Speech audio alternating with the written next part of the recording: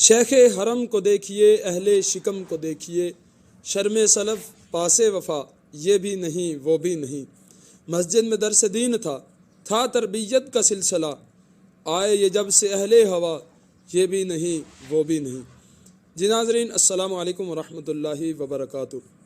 ناظرین، اگر ہم انسانی تاریخ کا مطالعہ کریں تو سارے دینی اور دنیاوی فسادات صاحب علم افراد سے رونما ہوئے ہیں۔ جتنے فرقہ باطلہ کے رہنما ہیں سبھی صاحب علم افراد ہیں، اور سماجی سیاسی اضطرابات کا باعث یہی گمراہ اور گمراہ گر افراد ہیں۔ علم نافع اور علماء صالحین کے فضائل سے ہر کوئی آشنا ہے کہ علماء انبیاء کے وارثین ہیں۔ تبلیغ اسلام اور علم دین کی خاطر علماء کے کلموں کی روشنائی شہدائے کرام کے خون کے قطرات سے مرتبے میں عظیم اور ثقیل ہے، اور علماء سو کی رضالت اور خباثت سے بھی سبھی واقف ہیں۔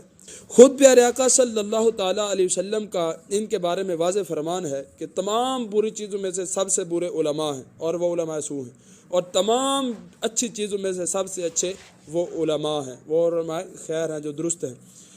ناظرین، انہوں نے ہی تمام دنیا کا نظام بگاڑا ہے۔ انہی علماء سو میں سے ایک بدبخت یہ بھی ہے، اور اس کا طریقہ واردات یہ ہے کہ آقا صلی اللہ تعالی وسلم کی بارگاہ میں آئے سادہ لوگوں کو پکڑتا ہے اور انہیں ورغلانے اور الجھانے کی کوشش کرتا ہے۔ ہاں، اگر اس کا سامنا کسی عالم سے پڑ جائے تو پھر اس کی دوڑیں دیکھیے گا آپ کتنی دور دور تک جاتی ہیں۔ آئیے آج ہم اس کا کچھ انٹرویو کرتے ہیں اور اس کا کچھ حساب لیتے ہیں۔ جی رضیلت الشیخ صاحب، آپ کی ہم نے ویڈیو دیکھی جس میں آپ یہ کہہ رہے تھے کہ ایک عاشق رسول کو کہ آپ رسول اللہ صلی اللہ تعالی علیہ وسلم کے روضے مبارک کو پیٹ کیوں نہیں کر کے جا رہے؟ آپ کو کیا تکلیف ہوئی تھی ان کے اس عمل سے، بتائیے۔ نبی صلی اللہ علیہ وسلم کو زیارت کر کے ریورس آ رہے تھے، ریورس الٹا، سیدھے کیوں نہیں آ رہے تھے؟ کس نے کہا کہ نبی صلی اللہ علیہ وسلم کو پیٹ نہیں کرنا چاہیے؟ اور ابو بکر، عمر، عثمان، علی، حسن، حسین اور طلحہ، زبیر، سارے صحابہ کرام نے رسول اللہ صلی اللہ علیہ وسلم کے ساتھ ادب کا معاملہ کیا اور بتا دیا، ٹھیک ہے نا؟ امام حنیفہ، امام شافعی، امام مالک، امام احمد بن حنبل رحمۃ اللہ علیہ مجمعین سب نے بتا دیا۔ امام بخاری، امام مسلم، یہ سارے جتنے بڑے بزرگ گزرے ہیں سب نے ادب کیا نا نبی صلی اللہ علیہ وسلم۔ ان میں سے جن کا بھی میں نے تذکرہ کیا، کسی کے بارے میں آپ نے کہیں پڑھا ہے یا کسی نے بتایا ہے کہ وہ لوگ جب نبی صلی اللہ علیہ وسلم کی زندگی میں یا نبی صلی اللہ علیہ وسلم کی زندگی کے بعد جب آتے تو ریورس جاتے تھے؟ انہوں نے کہیں ذکر ہے کہیں؟ جی ناظرین، آپ نے یہ بات سن رکھی ہوگی کہ با ادب با نصیب، بے ادب بد نصیب۔ تو یہ وہ بد نصیب لوگ ہیں جو اس طرح کی حرکتیں کرتے ہیں، اور تجھے تو اپنی قسمت پہ ناز ہونا چاہیے تھا کہ تو کس بارگاہ میں کھڑا ہے، اور معاذ اللہ حضور علیہ الصلوۃ والسلام کے امتیوں کو حضور علیہ الصلوۃ والسلام کے ساتھ محبت کرنے سے تو روکتا ہے۔ استغفر اللہ العظیم۔ اچھا، تو نے یہ بات کہی کہ کہاں اللہ تبارک و تعالیٰ نے یہ حضور علیہ الصلوۃ والسلام کے بارے میں ادب سکھایا ہے، یا صحابہ کرام نے کہیں ادب کیا ہے اس طرح کا، یا اولیاء کرام جو اللہ تعالیٰ کے گزرے ہیں یا پرانے بزرگ گزرے ہیں انہوں نے کہاں ادب کیا ہے؟ آئیے تینوں باتیں میں آپ کو بتاتا ہوں۔ سب سے پہلی بات، اللہ تبارک و تعالیٰ نے قرآن مجید فرقان حمید میں ارشاد فرمایا، یا ایھا الذین آمنوا لا ترفعوا اصواتکم فوق صوت النبی، فرمایا کہ تم اے ایمان والو اپنی آوازوں کو بھی نبی علیہ الصلوۃ والسلام سے اونچا نہ کرو۔ دوسرے جز میں اللہ جل شانہ نے ارشاد فرمایا کہ ان تحبط اعمالکم وانتم لا تشعرون، کہ تمہارے اعمال برباد ہو جائیں اور تمہیں اس بارے میں خبر بھی نہ ہو۔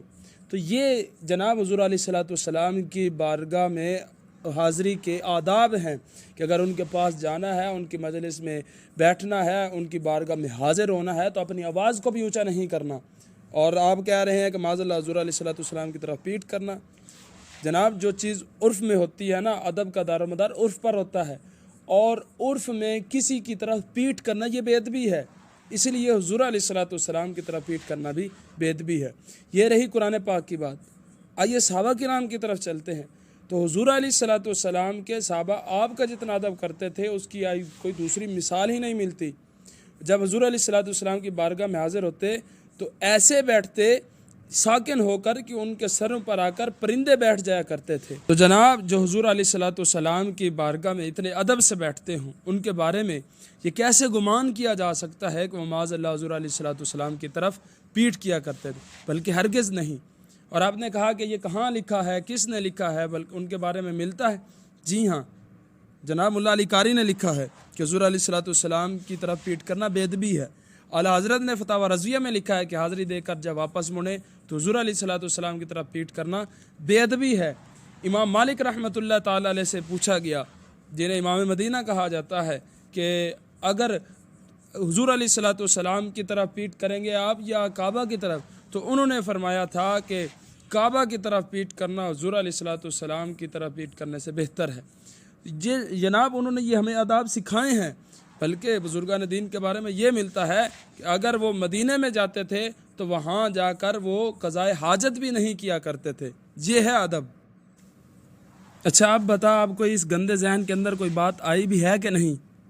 ٹھیک ہے، میں سمجھ گیا، یہ ادب، یہ تعظیم، یہ احترام ہم کو اللہ نے بتایا۔ میرا آپ کو مشورہ یہ ہے کہ خدارہ ہوش کے ناخن لے، حضور علیہ الصلوۃ والسلام کے امتیوں کو حضور علیہ الصلوۃ والسلام کی محبت سکھا، نہ کہ حضور علیہ الصلوۃ والسلام سے ان کو دور کر۔ اوے اللہ کے بندے، یہاں تو لوگ اپنے استاد کو پیٹ نہیں کرتے، اور یہاں قرآن کو پیٹ نہیں کرتے، یہاں والدین کو پیٹ نہیں کرتے۔ اگر کوئی حضور کا امتی، حضور کا عاشق، حضور سے یہ والہانہ محبت کا انداز اپنا رہا ہے کہ آپ کو پیٹ نہیں کرتا، تجھے کیوں تکلیف ہوتی ہے؟ اور تو اس کو تھپکی دے کہ واہ ماشاء اللہ تو کتنا ادب کر رہا ہے۔ صحیح کہا ہے آپ کے بارے میں اعلیٰ حضرت نے، اور نجدیو تمہیں تو کلمہ پڑھانے کا بھی احسان گیا، اور کتنے احسان ہیں۔